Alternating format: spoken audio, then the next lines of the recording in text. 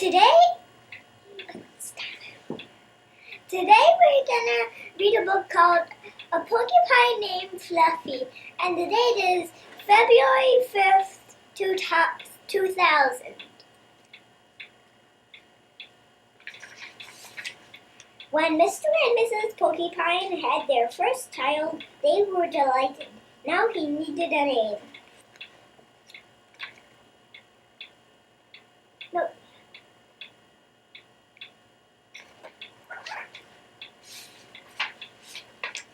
Should they call him Spike?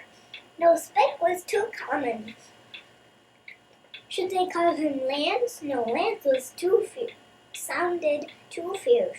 Should they call him Needle Loser? No, Needle Loser was too long.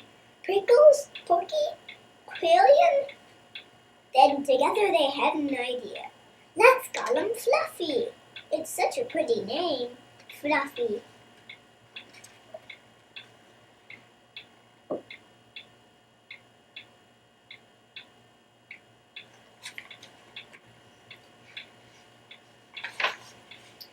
But soon there came a time when Fluffy began to doubt that he was Fluffy.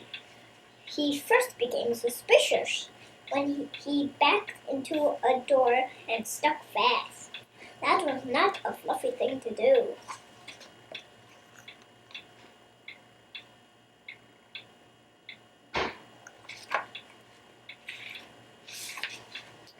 He was even more convinced when he accidentally slept on his back and poked holes in the mattress. A very unfluffy thing to do. When he tried to carry an umbrella, he knew the truth without a doubt. Fluffy definitely wasn't.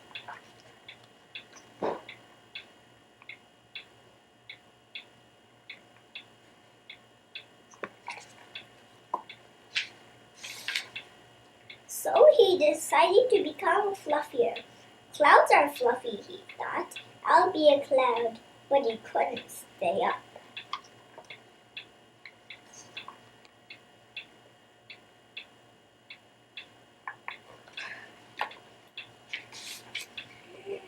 I know pillows are fluffy, he said. I'll be a pillow. But when his mother sat on him, she was not pleased. He tried soaking in a bubble bath for 45 minutes. But he did not become fluffy, he became soggy.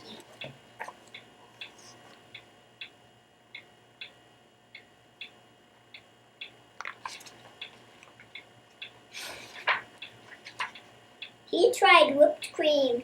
He put a little on each quill. It was not easy, and it took more than half a day. But this did not make Fluffy fluffy. They should have named me Gooey, he sighed.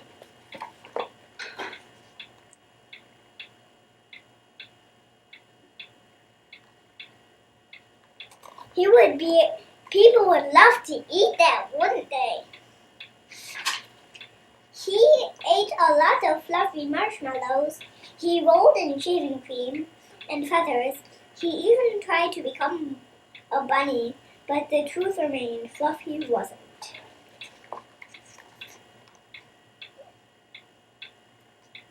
No, porcupines can't turn into bunnies once they're born as a porcupine. One afternoon, Fluffy set out for a walk, trying to think of ways to become fluffy. Before long, he met a large rhinoceros.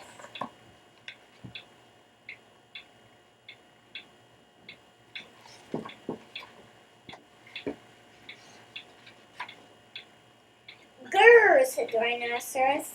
"I'm going to give you a rough time." Fluffy didn't know what a rough time was, but he didn't like the sound of it at all. "What is your name, small prickly thing?" asked the rhinoceros unkindly. "Fluffy," said Fluffy. That wasn't very nice to call the poor little Fluffy. "What is your name, little prickly thing?"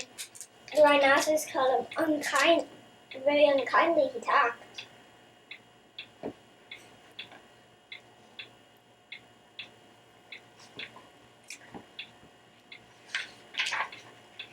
Rhinoceros smiled. He giggled, then he laughed out loud. He rolled on the ground. He jiggled and slapped his knees. He roared with laughter. A porcupine named Fluffy howled. Rhinoceros.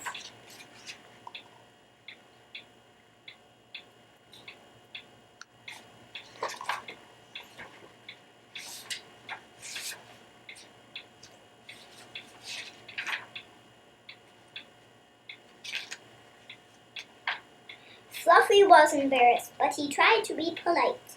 "And what is your name?" he inquired. "Huh, I can't say it," giggled Rhinoceros. "Hubert," suggested Fluffy.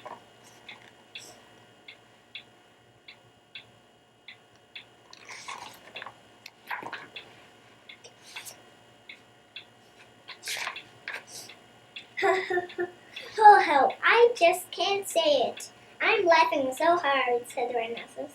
"Harold? Or maybe Herman?" asked Fluffy. "No," gasped the Rhinoceros. "It's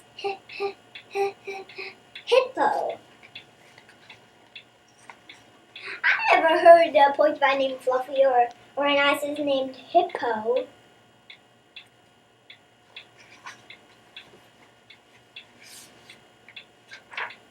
"Hippo, a rhinoceros named Hippo." Fluffy smiled. He giggled. Then he laughed out loud.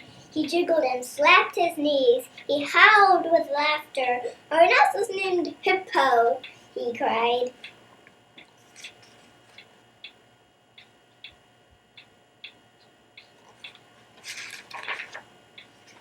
A porcupine named Fluffy. A rhinoceros named Hippo. It was almost more than they could bear. Hippo and Fluffy rolled on the ground, giggling and laughing until tears came to their eyes. At last, they lay exhausted on the ground. From that time on, they were best friends.